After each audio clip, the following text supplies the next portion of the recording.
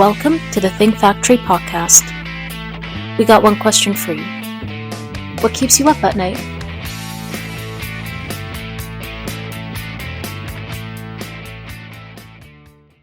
Welcome to the Think Factory's Workplace Podcast, powered by OGC Solutions, the podcast where we explore the ever-evolving landscape of workplace dynamics. My name is Elka Bahal. I'm a partner with Outside General Counsel Solutions and the chair of our Corporate Immigration Services Group, and I'll be your host today.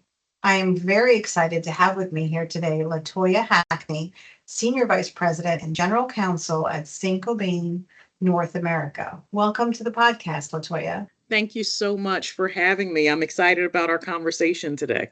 Oh, me too. So can you start off by telling our listeners a little bit about your current role? Sure. So as you mentioned, I'm General Counsel for Saint-Gobain, North America. And basically what that means is I lead our law department for the United States and Canada.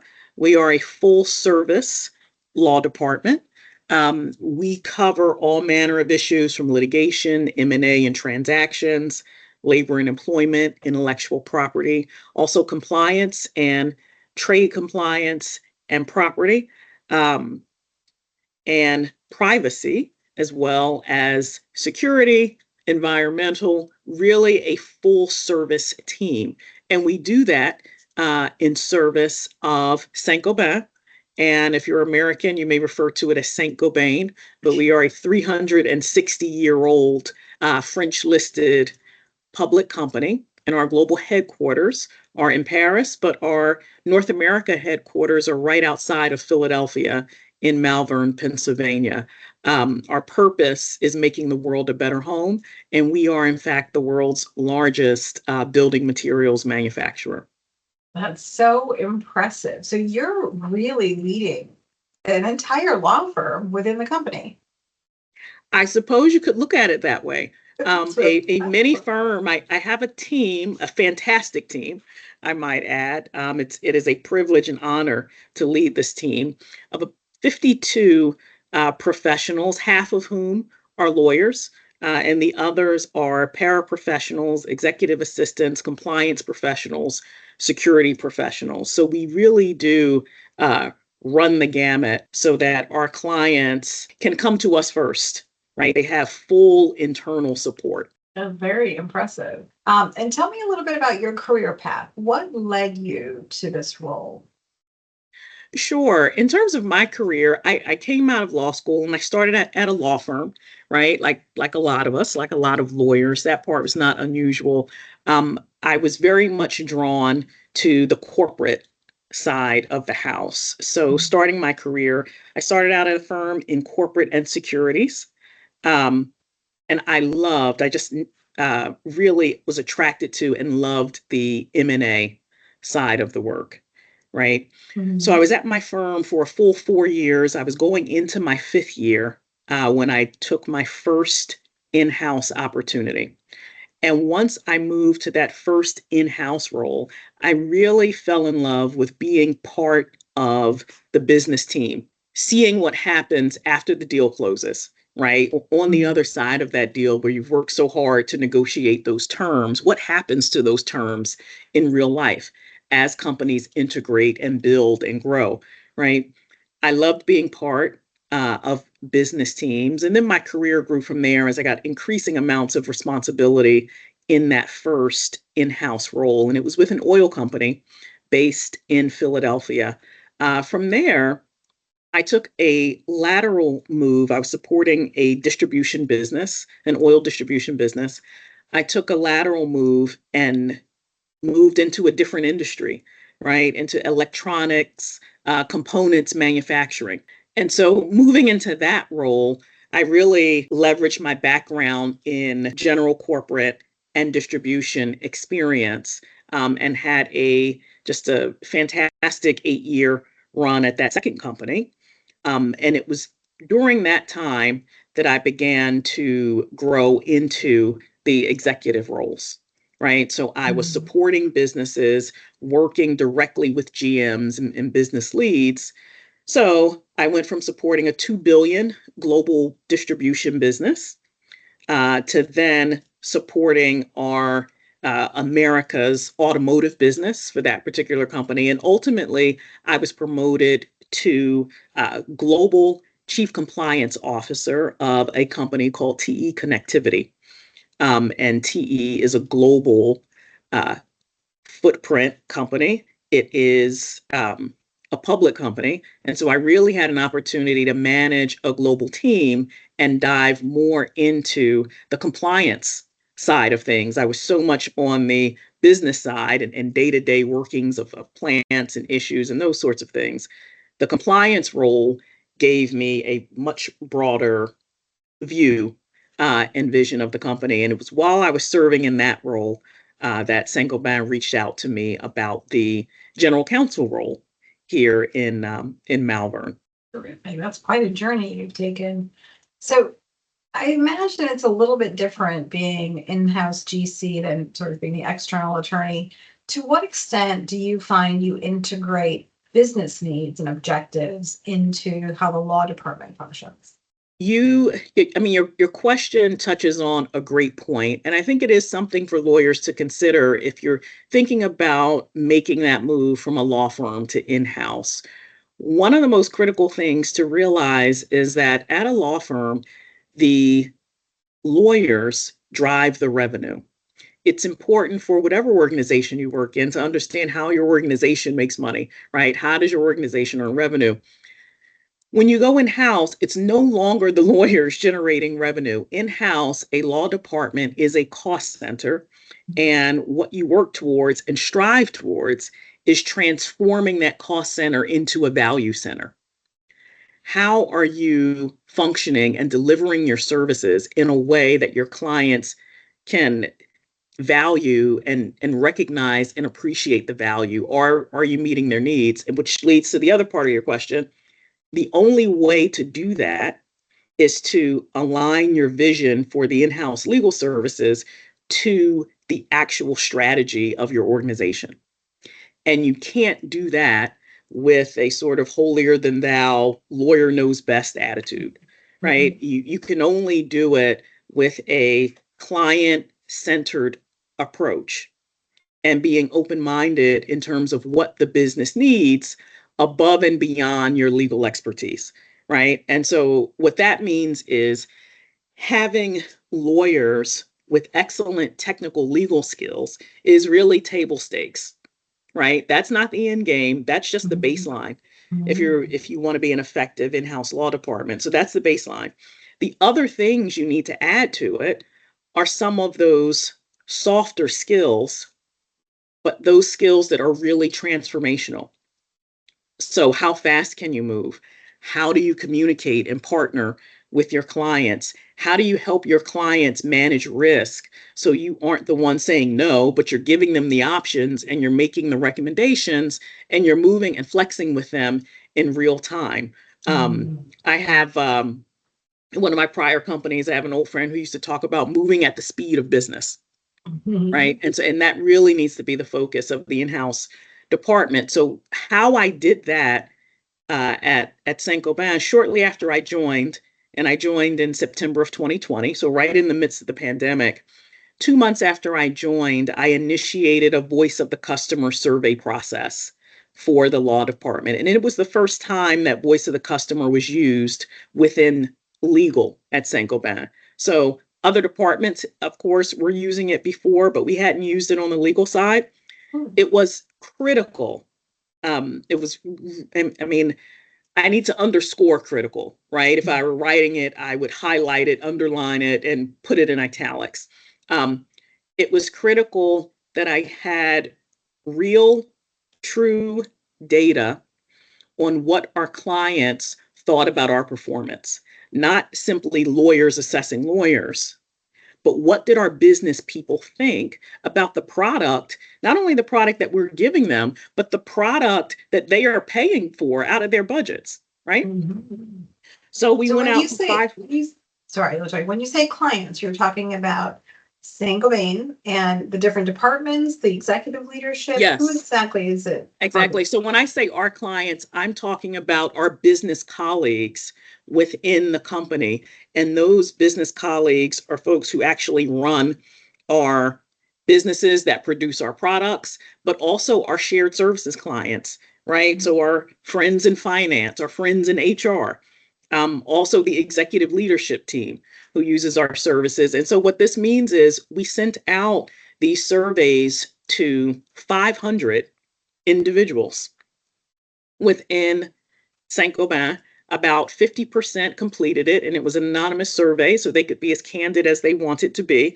But what it meant was we had 250 substantive responses about how we were doing, how we were performing, what they liked, and areas where they wanted us to focus and get stronger. That was so critical because I knew I needed to marry our development roadmaps within the law department with the business strategy of grow and impact, right? Grow and impact is our business strategy globally from 2020 through 2025. And so that meant significant transformational growth through M&A, right? Mm-hmm. And so to raise the level of the performance of my team to the point where we could execute quickly and flawlessly on this M&A growth strategy, right? From there, I was able to kind of develop leadership roadmaps that we would execute as a team every year, working on those skills of speed, risk balancing, communication and partnership, how you give iterative advice, right? To kind of accelerate what we were giving to our businesses and help to move that growth plan forward. That's brilliant. And you were very successful in that, right? You're coming up on an anniversary of your own, almost 5 years. And I understand you've been quite transformative of the law department since you've been there. Well, that is a wonderful compliment, but I would say that the credit more fully goes to my team. I have tried to bring in some ideas, right? Some different ways of thinking, but the bottom line is I came into a department that had excellent lawyers, and I was really looking to say, okay, how can I help? What can I add, right? How can I help to turn up the impact of what we're doing? And I have to say, we have had an astonishing growth trajectory within North America over the last 5 years, essentially doubling our revenues. We have 18,000 employees across the United States and Canada. We've been able to triple our revenue in Canada over the last 3 years. It's been just a wonderful growth story to be a part of. And we're doing the hard work now of the integrations, mm-hmm. right? And so my team is learning some new lessons as we support our business colleagues through that. But I have just been blessed to be able to lead this team and to contribute. Excellent. And tell me a little bit more, I should say, about Saint-Gobain. So you oversee North American operations, but this is a Paris-based headquarters, right? Where you originated, and a big year for you. You guys have been around for a few years. Yeah, so this is a tremendous year for us. So Saint-Gobain is a public company, publicly traded in Paris, based in Paris, and we are 360 years old, right? So that kind of longevity is just incredible. So we are celebrating that anniversary this year, and we basically have a series that's traveling around the world highlighting the work that we do. The tour started in North America, then moved to Brazil and South America. The latest, and your listeners can check it out on our website and also on LinkedIn, but the latest, we are highlighting our work in Saint-Gobain, Africa. So just a fantastic history at our company. Within Saint-Gobain, of course, we have various brands, and within North America, one of our most well-known brands is CertainTeed, right? And we have been operating in the US and Canada for over a century. And we've made 7 billion in investments in the North America region in the past 3 years. And we're looking forward to just continued work and growth in our North America market. Amazing. And as a worldwide company, and you're doing sort of this global tour to celebrate your 360-year anniversary. Tell me how global mobility works in the context of your organization. Well, one of the things to think about when a company the size, we have 160,000 employees around the world. The size and scope of our company with various businesses. We have building materials, obviously, but we also have high performance solutions businesses, right? Which means we make products for the aerospace industry, life sciences, right? So you could conceivably join us here in our purpose of making the world a better home and build a fantastic sort of multi-decade career, spanning industries, but also spanning geographies, right? Talent crosses borders within Saint-Gobain, and that is something that is encouraged. Absolutely. And I imagine there's a lot of opportunities given you have your very large footprint. Certainly there must be lots of opportunities for foreign nationals to come to the US and the US folks to go to other positions abroad. As we talked about earlier, you described how you can have a entire career in all sorts of different levels with all sorts of different experiences, all within the Saint-Gobain family of companies. Absolutely right. And look, I have colleagues who have been here for decades and have had various roles, have had expat assignments. It really is just a fantastic organization. You know, the way that we work with one another, we refer to something called TEC, trust, empowerment, and collaboration. So we really are I want to say, hyper collaborative team with just fantastic people. I recently had a wonderful paralegal retire after 44 years. Wow. Right, with the law department here. So, you know, it is not unusual to have the kind of longevity here where people have been here 20, 25, 30 years. That is very, very impressive. Now, how does this affect the culture at Saint-Gobain? It sounds like a very welcoming, certainly if somebody, people are there for decades upon decades, it's got to have a positive workplace culture.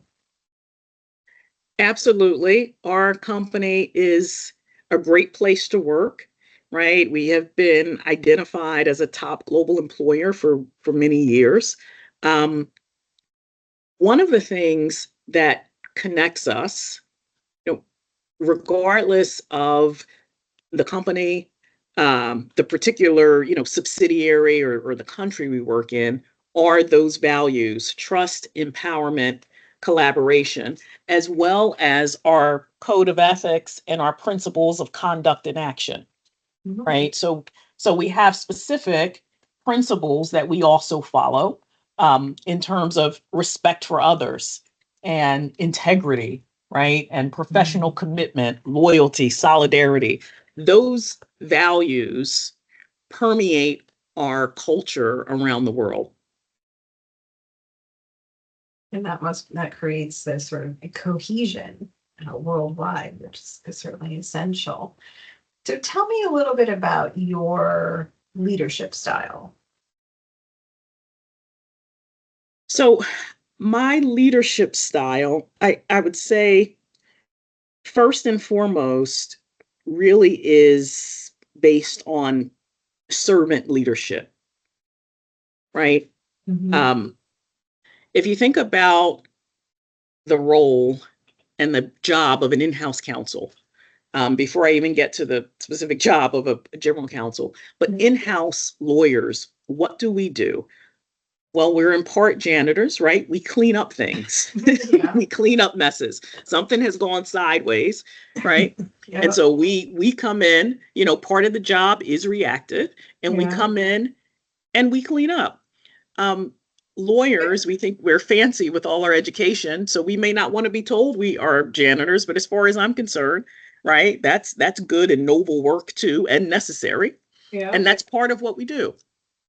The other part of what we do is customer service, right? If you think about the importance of the customer service team to a company, right? They're on the front lines day to day interacting with those external customers. I really think it's important to bring that ethos to the law department as well. We are customer service for our internal clients. It should be as strong of an experience as we can make it for them when they interact with us, even when we're giving them bad news, even when we're giving them less than ideal information. So that's the second. The third is my favorite, and I think the most fun, is when you get to be that business partner, right? That strategic business advisor, when you're in on the front end of things and you're kind of side by side with your GM, you're side by side with the head of sales, working through projects together. So those are the sort of three pillars. And my leadership style really is about servant leadership. What can I do to help clear hurdles for my clients, for my team? What can I do to pour into and help my team develop their careers, help them grow, help them tap into talent that they didn't know they had or that they were reluctant to show? And how can I support my exec team and support Saint-Gobain externally, right? And just share with people what a fantastic company this is and how you can come here and build a fantastic career. And that opportunity is open to all who want to throw their hat in the ring. If you go on our website and you see some open roles that look interesting, but this really is a great place to work. So how can I also be an external ambassador for Saint-Gobain? So those are some views into my leadership style. Absolutely. And what would you say are the three most essential traits for effective leadership in the environment today? So for me, the key three really are integrity, transparency, and empathy. The integrity goes to the basic, decency, honesty, the importance of the general counsel and the law department to exemplify the values of the company, right? That is critical in terms of credibility. The transparency, right? There are certain aspects of my job that are highly confidential that I can't always talk about and share, but my team knows that the things that I can talk about, the things that I can share, not only will I share them, but I will over communicate, right, on those issues. And if there's something I can't talk about or can't share, I'll say that too. Like, okay, that topic is off limits for now, or that topic is confidential, but my team knows that they're going to get it straight, right? I'm going to give it to them straight. They don't have to worry about if I'm obfuscating or if I'm trying to cover something up or I'm not being honest, not being clear. And then finally, and this has always been important, but I think it's even more important in the post-COVID world, and that's empathy. Something interesting happened during the pandemic. We are trained as lawyers to compartmentalize, right? That's part of our training in terms of how you are an effective advocate. Sometimes you have to be dispassionate about the substance you're arguing, right? You may not necessarily agree with your client's point of view under the law, but you certainly agree with them having the opportunity to exercise their rights under the law, right? And so we're trained that way to compartmentalize. During the pandemic, a lot of that compartmentalizing simply went away. People were no longer going to make this distinction between work and home. The COVID, for those of us who have the privilege of working at home, kind of stripped all that away. And so being able to understand where your team members are coming from, where your clients are coming from in a really human kind of way. What's driving someone's behavior? Sometimes people don't always show up to work as their best selves, right? People struggle with all kinds of things. And instead of jumping to conclusions and thinking, oh, this person is a terrible person to work with, or, that person isn't great, and thinking the worst, something my boss, Mark Rayfield, always talks about is assume positive intent, right? Start there. Don't immediately jump to the negative. Well, if we assume positive intent, it really does open the door for empathy towards your colleagues. And as you build that empathy, you also build trust. And as you build trust, then you start to build followership. And people believe in your vision. They trust what you're telling them, right? And then if you're layering in your business strategy, what starts to happen is people will go the extra mile for you because of that relationship, because of the engagement, because they know you see them and understand them on a human level. So again, it goes back to one of your earlier questions. Really, it's all about culture, all about culture, all about people. So much so. That really goes into a reoccurring theme I hear and we talk about here on the podcast. Really, as you mentioned, in the post-pandemic world, we are recognized more so now that we bring our whole selves to work. This idea you mentioned about the compartmentalizing, we used to sort of have one persona for work and another persona for home, and those lines have sort of evaporated. And I don't think we're ever really there, but we're certainly more cognizant of the fact that, if you're having an issue in your personal life, it is and it will affect you in your work life. Maybe it makes you cranky. Maybe it doesn't affect your work product, but it affects your interactions. And I absolutely agree with you that, the most successful leaders I see are the ones that have that empathy and at least can see it and recognize it. And, Absolutely. identify, right? See your employees. That ability you have to develop trust with them, certainly a key trait needed by leaders. Not everyone is successful at accomplishing that as you are. So let's talk about, yeah, go ahead. No, I was just going to say it's one of these things that I don't think it is necessarily a given or a natural. It's something that you work at over time. And so it's something that I have definitely made efforts over time to grow and improve and get better at, because it became pretty clear to me a few years ago that not having that muscle would impede career growth. It was really important for me to get stronger and better as a leader. It was something that I had to focus on and I had to value. I think if you are a hard charging person, you really sometimes focus on those things where you can keep score, right, of your achievements and accomplishments, and not necessarily some of these softer skills that are so critically important, but don't necessarily have a place to go on a scorecard. Right. Right. And you don't necessarily see the fruits of that labor until you do, right? Until you really need them. And then you're looking, you're like, wow, how did my team pull off the impossible? Okay, they pulled it off because we've been working, on this years long culture building. Right. And that's why it came together, right? Yep. It's sort of like the glue that holds everything together. Absolutely. You can't see it, but you can feel it. And then when it works, it's great. Absolutely. Hold everything together. So on the converse side, what, just talking generally in the workplace, different now than it was, 10 years ago, what skills do you think are most critical for anyone to be successful in the workplace today? Well, the first, I think, is a commitment, right? Where you're going to go in, you're going to have an open mind, and your manager and your team kind of knows that you're all in, right?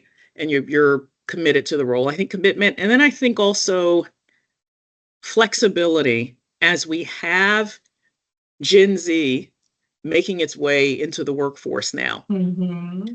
Right? We are working in an environment where jobs exist today that did not exist, 20, 25 years ago.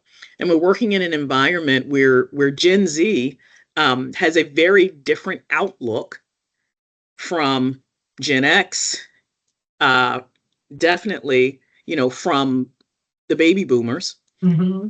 And it's important not to approach it as, okay, well, because we've been working longer, then we know better, and kind of blow off their views of the world. Mm-hmm. It's really important that we adjust the workplace, not turn everything inside out, but adjust the workplace for Gen Z that has a different view of work-life balance. Absolutely. So how are you adjusting for this? So we are now sort of embarking on this first time ever position where we have 5 different generations in the workforce at the same time. We've never experienced this before. And a huge difference, right, with the lightning speed that technology went, or that technology grew in the last few years between the baby boomers, as you said, and the Gen Z, really total ends of the spectrum. So how do you account for that in the culture of Saint-Gobain? Yeah, so here I have to give credit to my fantastic colleagues in our HR team, led by my good friend Magda Dexter. So we have some tremendous work happening around our employee value proposition. And just recently, we launched a Be Well campaign. And in our Be Well campaign, we're really uniting all of the resources that we offer our employees in terms of, healthcare, including physical and mental support, social support, financial support, bringing together all of the resources for them in one place. For us, the focus is, what can we do to support our employees and support the whole person, right? Start to finish. Actually, today, it is fortuitous that you and I are having this conversation today, because it is, in fact, Bring Your Child to Work Day. Yeah. Today. And so companies across the country are participating. And I'm thrilled to say that we have lots of kids making their way through our building right now, learning about our products and having a good time and seeing where their parents come every day, right, to spend their time. So things like this really help to keep us engaged, relevant, connected to our employees. And I guess the other thing I want to talk about is our Saint-Gobain Foundation and the work that we do in the community in terms of community service, in terms of civic engagement, in terms of the volunteer hours that we give to all of our employees, paid hours, paid time off, so that they can take 8 hours of volunteer work every year and not have to worry about, losing their pay with respect to that. So there's a number of factors and programs that we provide to try to do our best to address the whole employee. That's impressive. Very impressive. So we're supporting them both physically, mentally, and financially. So we're promoting work-life balance, even giving them time off for volunteer work. That's terrific. Absolutely. I think, look, one of sort of the biggest compliments and accomplishments and sort of proof points of our culture are how many generations of families work for Saint-Gobain, right? We have plants where entire families and generations have been able to thrive and build careers in our organization. And not only that, I am so proud to say that my very own daughter, she'll be graduating from college just in 3 weeks, but last summer, she interned on our communications team. Oh, how wonderful. She applied. I did not know how far she had gotten into the interview process until she was into her maybe second or third round, and someone mentioned to me that they had spoken to her and she had another interview coming up. She hadn't bothered to mention it to me or ask me for any pointers or anything, right? She went through the process on her own, as it should be. And she ended up spending the summer interning with us in our communications team. I mean, I think it just goes to show when people are willing to recommend us to Mhm. their families, right? It's Yeah, another indication of what a great place this is to work. absolutely. It's a testament to what a great place it is, inviting others, inviting your own family into the workplace. Impressive, impressive. What sort of challenges do you are facing, or what are you anticipating in the coming year for the industry? I think the increasingly complex regulatory environment, Mm, right? I mhm, think the challenge for in-house departments is how we address the increasing complexity of regulations along with the growth of things like Gen AI, mhm. along with the heightened need for vigilance when you're talking about things like cybersecurity and privacy.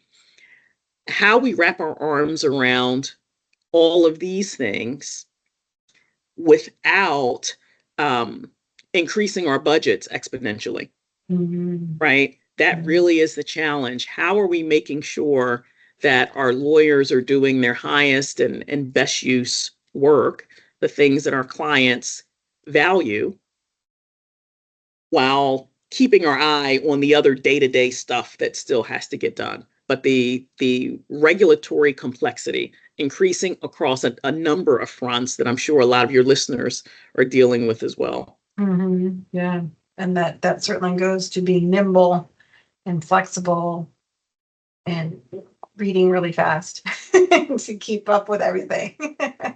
Absolutely. And what about for yourself? What opportunities or challenges are you looking for in this year? I know you're celebrating your 5-year anniversary this year. Absolutely. I am so excited. And look, in the span of a 360-year company, 5 years is, may as well be a blink. But for me personally, it is really significant. Stepping into this role, it was my first time serving as a general counsel, right? And so Mhm. I had a significant learning curve. I have been blessed to work with excellent GCs during the course of my career. I have had wonderful managers who have helped to train me and really pour into me and develop my talent and believed in my talent.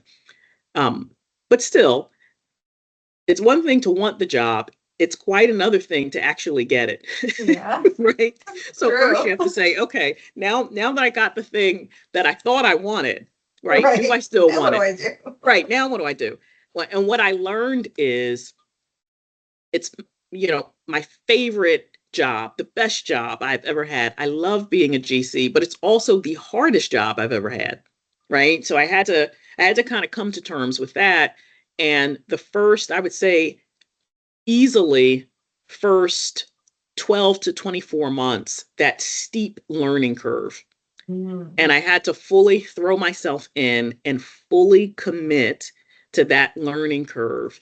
And a key um, is being able to reflect and have self awareness and be able to internalize constructive feedback and pivot and grow.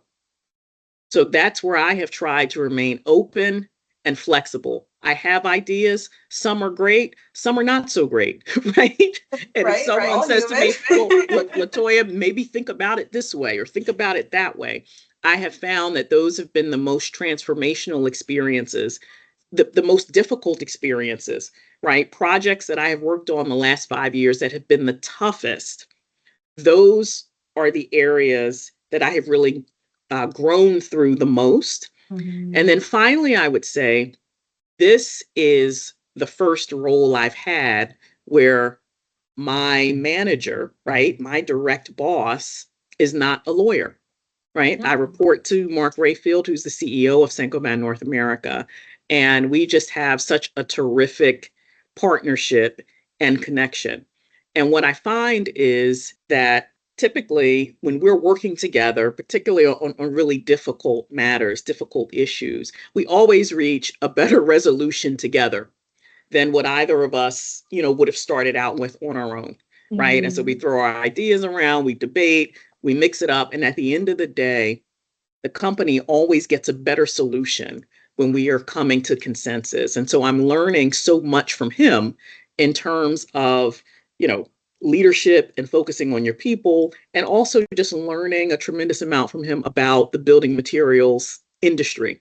And so as I think about what I want to offer to my team in the coming years, it's really how can I grow as a leader and how can I help to kind of see around those corners and identify risks that are coming down the line to support our businesses so that we don't have to be as reactive. So we can continue that kind of proactive support.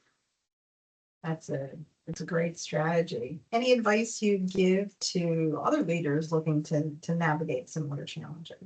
So I guess the first piece of advice, and this is not terribly technical, the first piece of advice is that you need to show yourself some grace. This has been an unprecedented, if we look at the last 5 years, it's really been unprecedented in terms of going through COVID, in terms of there's being this shift in the world between, going to an office 5 days a week versus now working fully from home or hybrid, right?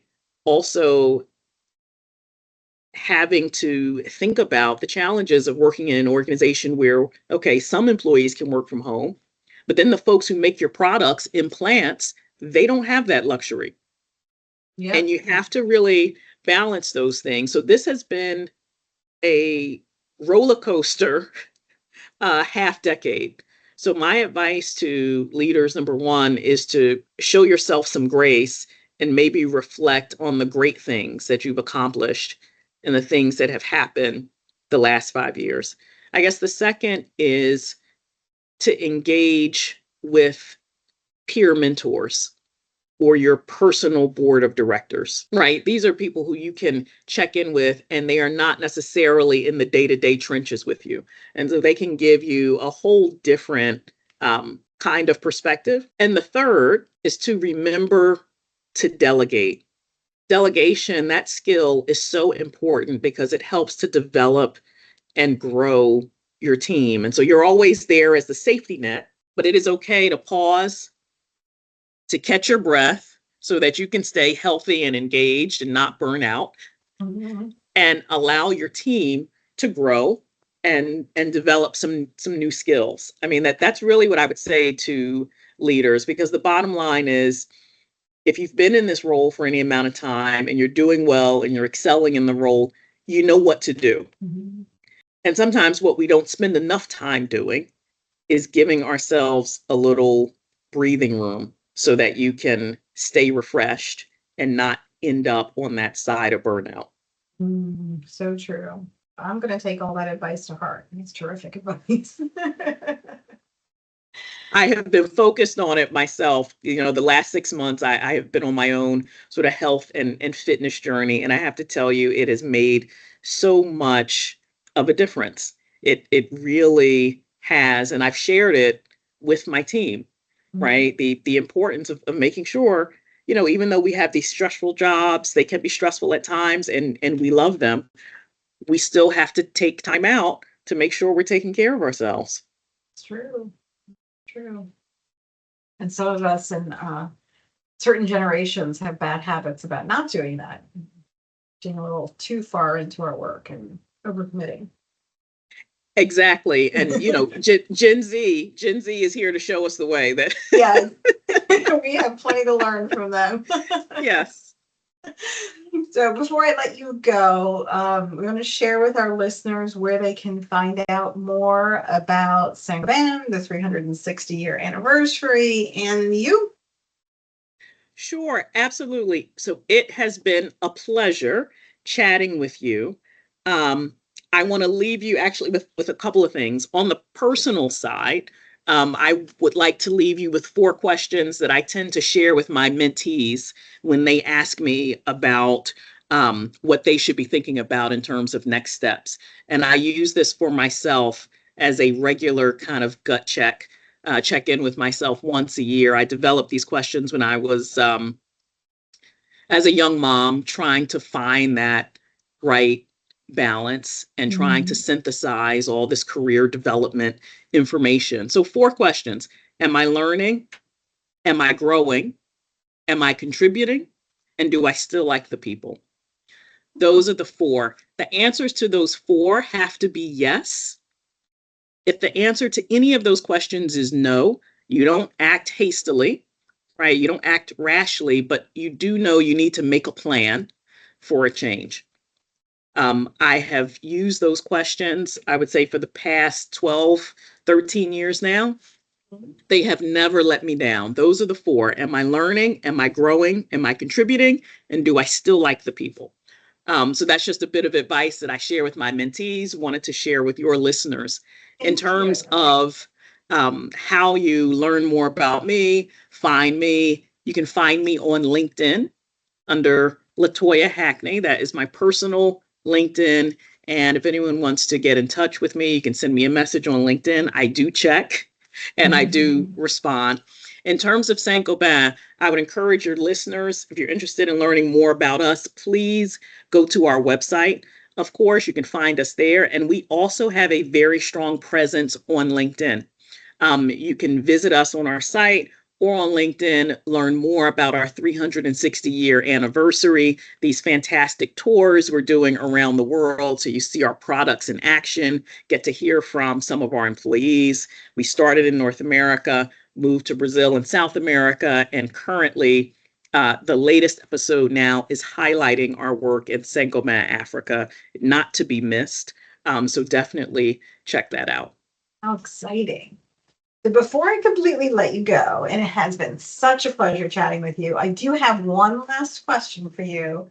Uh-oh, should I be worried? It's a question we didn't prepare for, but it is our traditional last question on the Think Factory podcast, which is, what keeps you up at night? What keeps me up at night? I would have to say people. And by people, I mean, am I doing everything I can for my team and my clients? And I know that's a big scope, right? I mean, some of the things that, someone might talk about are class actions or cyber or Gen AI risks or, bad actors, things like that. But at the end of the day, the most important aspect, most important asset, really the people. Am I doing right by my team? Am I doing everything I can be doing to support them? That's the thing. And that really exemplifies your human first outlook and leadership style, which I personally love. I think it's fantastic and a testament to why you're successful and where you are now. So thank you so much, La-Toya. It's been absolute pleasure. It has been a pleasure, and I would say, as a corollary to that question, maybe another interesting question to add to that would be, what's the thing that helps you sleep soundly at night? I like that. Maybe add that for next time. Sounds good. We'll do that. Thank you, everyone. This has been the Think Factory's Workplace Podcast. Elka Bahal signing off. Until next time.